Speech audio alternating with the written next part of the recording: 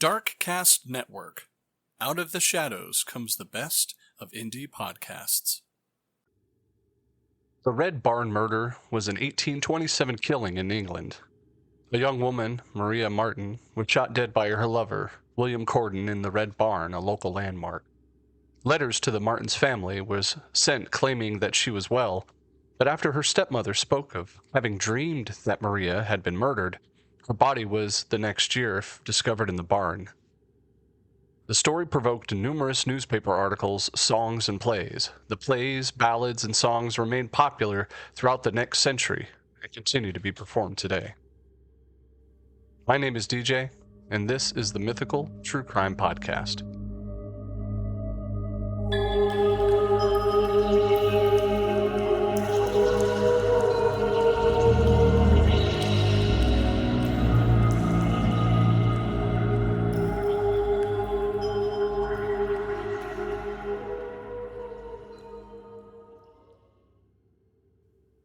Maria Marten was born July 24, 1801, and was the daughter of Thomas Marten, a mole catcher in Polstead, Suffolk, England.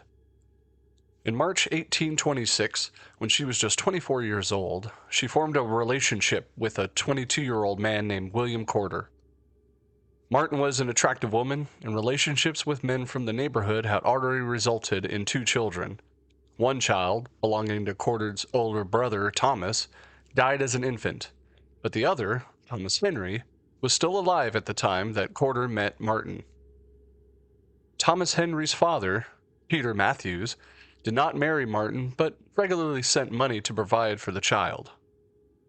Corden, who was born in 1803, was the son of a local farmer and had a reputation as something of a fraudster or a ladies' man.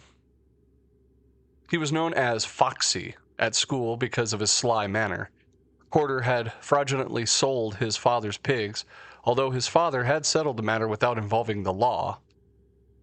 But Corden had not changed his behavior. He later obtained money by passing a forged check of $93 that he had helped local thief Samuel Beauty Smith steal a pig from a neighboring village. When Smith was questioned by the local constable over the theft, he made a prophetic statement concerning Corden, saying, quote, "I'll be damned if he will not be hung for some of these days." Corden had been sent to London in disgrace after his fraudulent sale of pigs, but he was recalled back to Polstead when his brother Thomas drowned, attempting to cross a frozen pond. Corden's father and 3 brothers all died within 18 months of each other, and he only remained to run the farm with his mother. Thomas wished to keep his relationship with Marten a secret, but she gave birth to their child in 1827, and at the age of 25, was apparently keen that she and Thomas would marry. The child died. Later reports suggest that he or she may have been murdered, but Thomas apparently still intended to marry Maria. That summer, in the presence of their stepmother, Anne Marten, Thomas suggested that she and would meet him at the Red Barn, from where he proposed that they would elope to Ipswich. She claimed that she had heard rumors that the parish officers were going to prosecute Maria Marten for having a bastard child. Thomas initially suggested that they elope on a Wednesday evening, but later decided to delay until the Thursday evening. On Thursday, he was again delayed after his brother fell ill, mentioning as a reason for some sources, although most of them claim that his brothers were dead by this time. However, on Friday, May 18th, 1827, Thomas appeared at the Martens' cottage during the day, and according to Anne, he had told her stepdaughter that they were to leave at once, and as she heard from the local constable, had obtained a warrant to prosecute her. No warrant had been obtained, but it's not known if Thomas was either lying or mistaken. Maria Marten was worried that she could not leave in broad daylight, but Thomas told her that she could, and she should just dress as in a man's clothing, and it would avert suspicion. He would also carry her things to the Red Barn and change before they continued on to Ipswich. Shortly after Thomas left the house, Maria Marten set out with him to the Red Barn. which was situated on Barnfield Hill, about a half a mile from Maria Marten's cottage. This is the last time she was ever seen alive. Now, Thomas also disappeared, but later turned up and claimed that Maria was in Ipswich or some other place nearby, and that he could not yet bring her back, as his wife's fear provoking anger to his friends and relatives. The pressure was on, and the pressure was strictly on Thomas to produce his wife. Eventually, it forced him to leave the area. He wrote letters to the Martens claiming that they were married and living on the Isle of Wight, which he gave various excuses for their lack of communication. That she was unwell, excuses that she had hurt her hand, or that the letter must have been lost. Suspicion continued to grow, and Marten's stepmother, now at this time, began talking of dreams that Maria came to her, telling her that she had been murdered and buried in the Red Barn. On April 19th, 1828, she persuaded her husband to go to the Red Barn and dig in one of the grain storage bins. He quickly uncovered the remains of his daughter, buried in a sack. She was badly decomposed, but still identifiable. An inquest was carried out at the Cock Inn at Polstead, which still stands today, and Marten was formally identified by her sister Anne in some physical characteristics. Her hair and some of the clothing were recognizable, and she was also known to be missing a tooth which was absent from the jawbone of the corpse. Evidence was uncovered to implicate Thomas Corder as being part of the crime. His green handkerchief was discovered around the body's neck. Thomas was easily discovered, and the constable in Polstead was able to obtain his old address from a friend. His name was Ayers.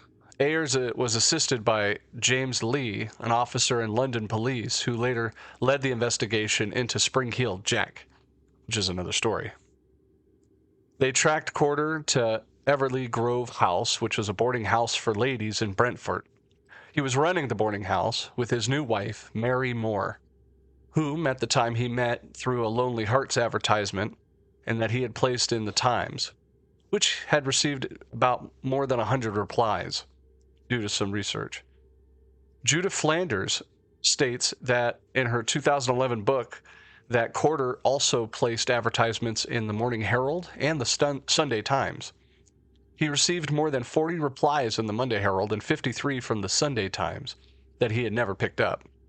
The letters were subsequently published by George Foster in 1828. Now, James Leah managed to gain entry under the pretext that he wished to board his daughters there, and he surprised Thomas in the parlor.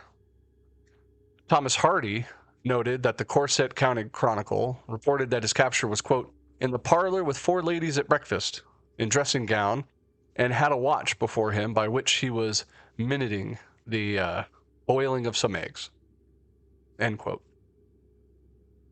Leah took Corder to one side and informed him of the charges, but he denied all knowledge of even knowing both Marten and of the crime.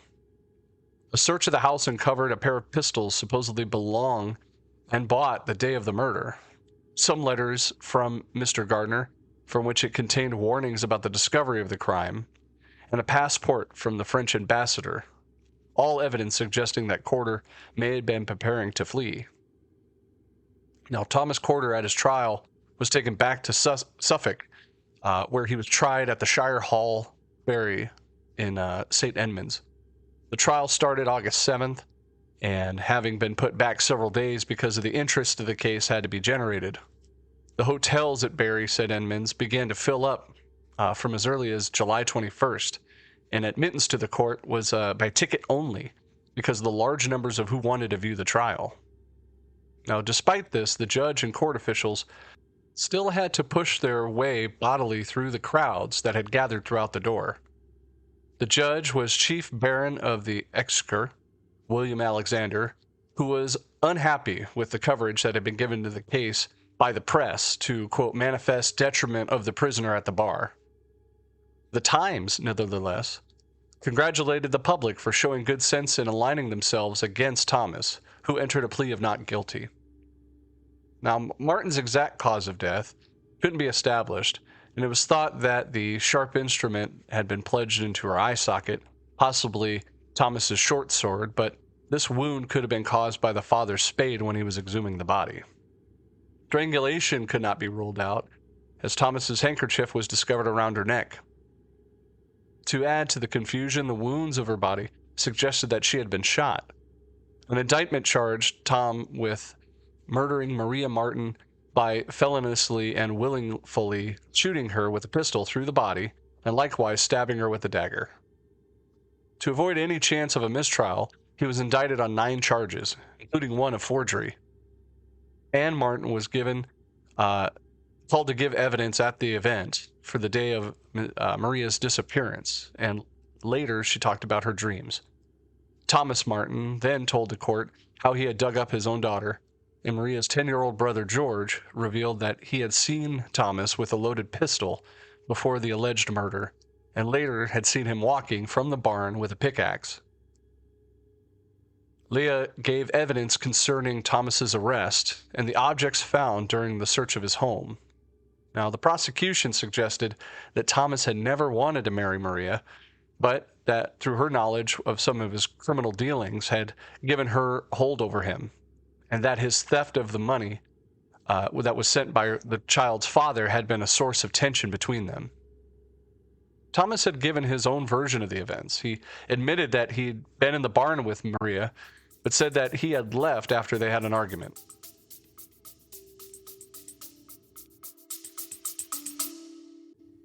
After this quick message, we'll be right back. Hello there, listeners. Whether you're new or you've been with me from the start, a great way to catch up and dive deeper into the world of mythical true crime is to check out my earlier shows. I've covered everything from Bigfoot to aliens and ghosts. Take a moment and browse through the past episodes, and don't forget to subscribe if you haven't already. Your support means everything to me.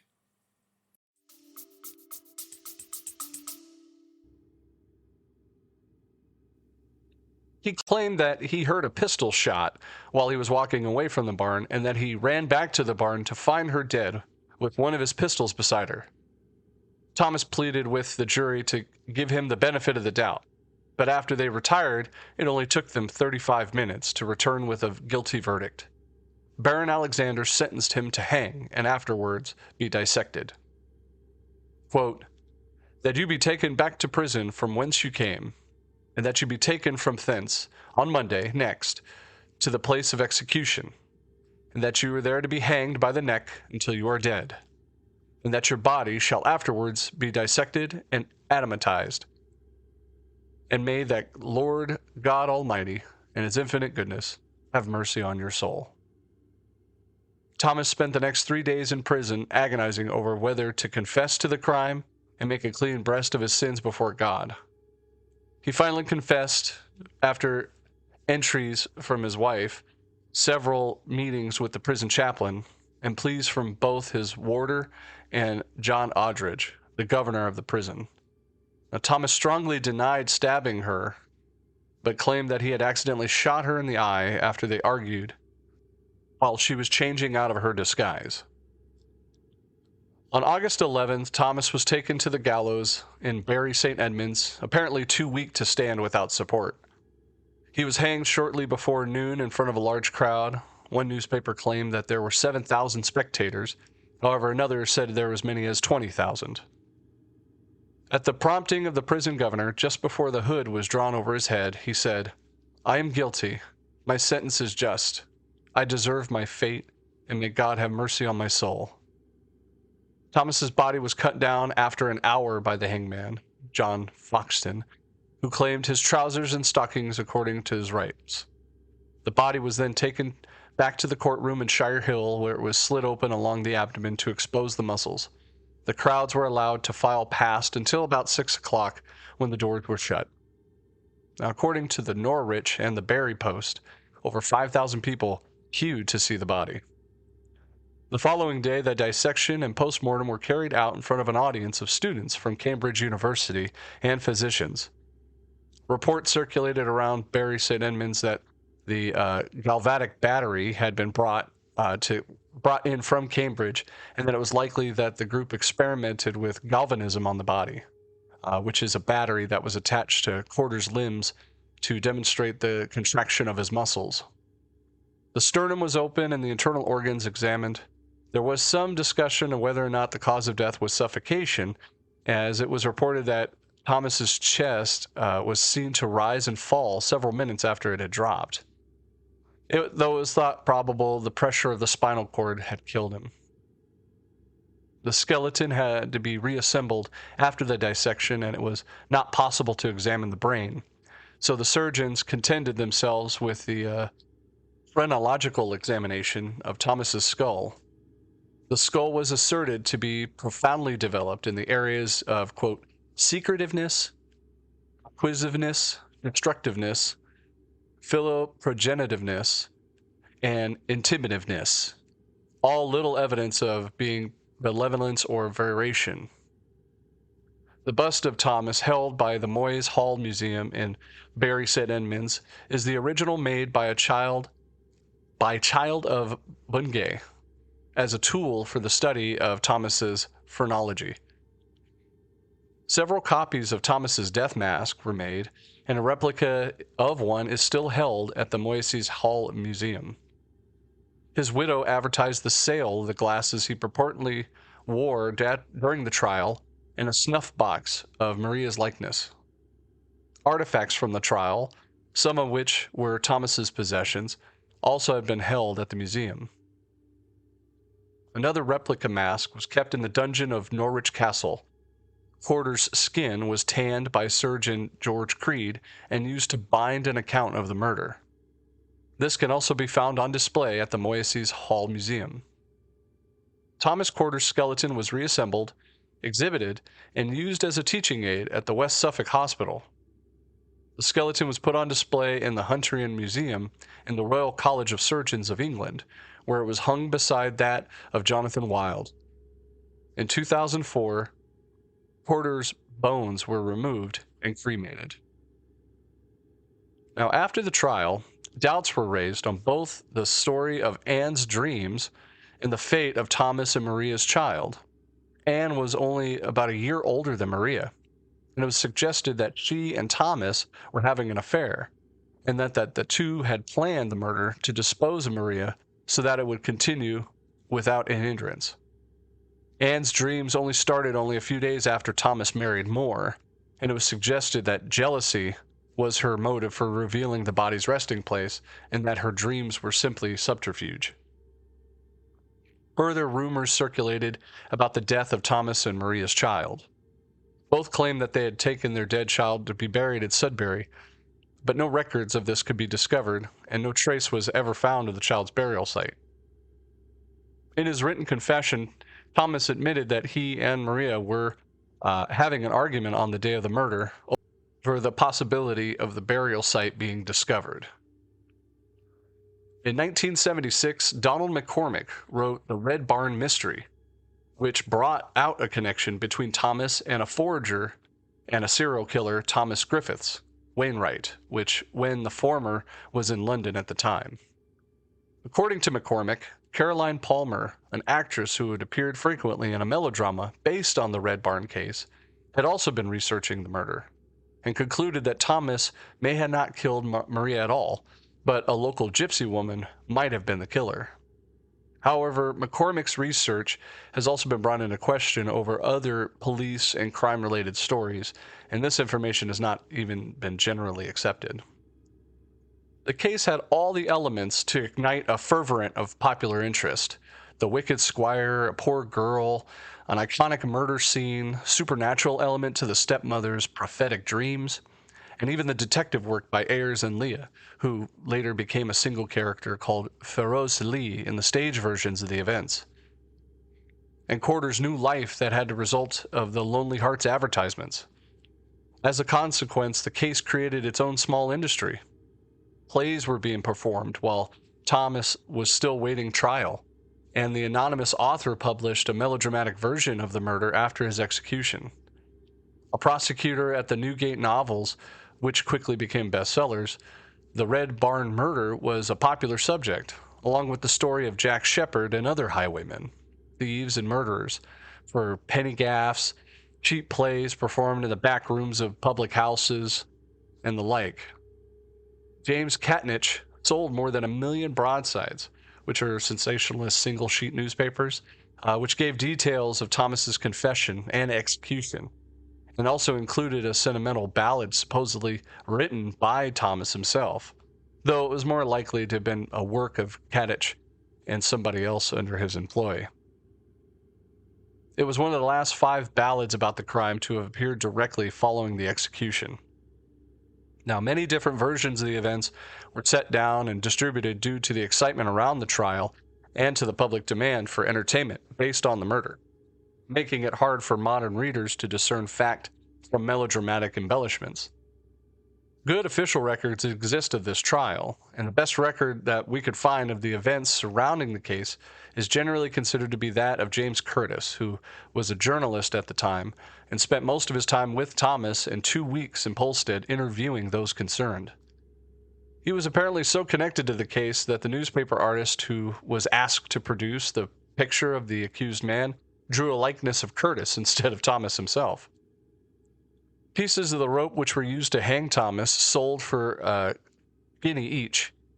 Part of his scalp was, with an ear still attached, was displayed at a shop in Oxford Street, and a lock of Marten's hair sold for 2 guineas. Polstead became a tourist venue, with visitors traveling far as afield as Ireland. Curtis estimated around 200,000 people visited Polstead in 1828 alone. The Red Barn and the Martens' cottage excited particular interest, and the barn was even stripped for souvenirs, down to the planks, before being removed from the sides, broken up, and sold as toothpicks. It was stated to be demolished after the trial anyway, but it was left standing and eventually burned down in 1842. Even Marten's gravestone in the churchyard at St. Mary's, Polstead, was eventually chipped away to nothing but souvenir hunters. Only a sign of a shed now marks the approximate place where it stood, although her name is given to the Martens' Lane in the village. Pottery models and sketches were also sold, and songs were composed, including one quoted of Vaughan Williams' opera Hugh the Drover and 5 variants of Divas and Lazarus. Thomas's skeleton again was put on display in a glass case at the West Suffolk Hospital and apparently was rigged with a mechanism that made its arm point to a collection box when it was approached. Eventually, the skull was removed by a Dr. John Kilner, who wanted to add it to his extensive collection of Red Barn memorabilia. After a series of unfortunate events, Kilner became convinced that the skull was cursed and handed it to a friend named Hopkins. Further disasters plagued both men, and they finally paid for the skull to be given to a Christian burial in an attempt to lift the supposed curse. Now, interest from this case did not quickly fade. The play, Maria Marten, or The Murder of the Red Barn, existed in various anonymous versions. It was a sensational hit throughout the mid-19th century, and had been made most performed play of all time. Victorian fairground peep shows were forced to add extra apertures to the viewers when exhibiting the shows of the murder. The plays of the Victorian era tend to portray Thomas as a cold-blooded monster, and Maria Marten as an innocent whom he preyed upon. Her reputation and her children by other fathers were airbrushed out, and Thomas was made into an older man. Charles Dickens himself published an account of the murder in his magazine, all the year round, after initially rejecting it because he felt the story to be too well known and the account of the stepmother's dreams rather far-fetched. There was even a folk song called Maria Marten, or The Murder of Maria Marten, which tells the story of the murder. The Lincolnshire folk singer Joseph Taylor sang the fragment of the song Percy Granger in 1908. Granger recorded the performance in a wax cylinder, which was used to digitize and then can now be heard via the British Library Sound Archive website. Taylor sings the following lyrics to the tune of Divas and Lazarus. If you'll meet me at the Red Barn, as sure as I have life, I will take you to Ipswich town, where I'll make you my wife. The lad went home and fetched his gun, his pickaxe, and his spade, and he went into the red barn where he dug her grave. With her heart so light, she thought no harm, to meet her love did go. He murdered her, all the barn, and he laid her body low. Several other versions of this song were recorded, including one of Billy List's British Suffolk Band, which can be heard in the British Library Sound Archive website as well. These recordings appear to be based on popular versions printed on broadsides in the mid-19th century. Now, the fascination of this story continued into the 20th century with 5 film versions, including a film in 1935, 1980 BBC drama, and more. The story has been dramatized for radio numerous times, including 2 radio programs by Slaughter, one broadcast on BBC Regional in 1934 and another in 1939.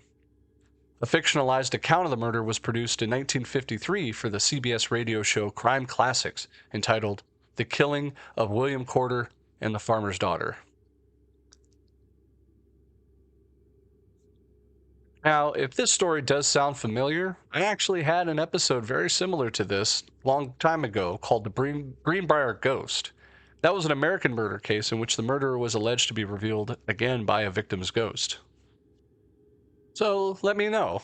Did you like the similarities between these stories? It's pretty interesting that a lot of these ghost stories really come from like the 1800s, 1900s. Of course, as more technology and forensics became available, less and less testimony from the dead have been admissible. Now, there were a lot of cases back in the 90s and 80s that I remember, like Sylvia Brown, for example, the psychic who helped solve cases. But again, a lot of the psychics sound a little bit more sensationalized and in my opinion, crooks, preying upon victims and telling them what they want to hear after doing their own research. But I don't know. I'm a skeptic. You tell me. Do you have any cases in which a psychic had helped solve a case that is actually legitimate and not just hearsay? Or someone actually looking into doing their own research and then trying to come up with it as if a ghost or the other side is telling them? Let me know. Reach out to me on Facebook, Instagram, or Twitter. I'd be more than happy to reply to that. And as always, thank you very much for listening. My name is DJ. This is the Mythical True Crime Podcast. Good night. And that concludes another captivating episode, delving into the world of mythical true crime.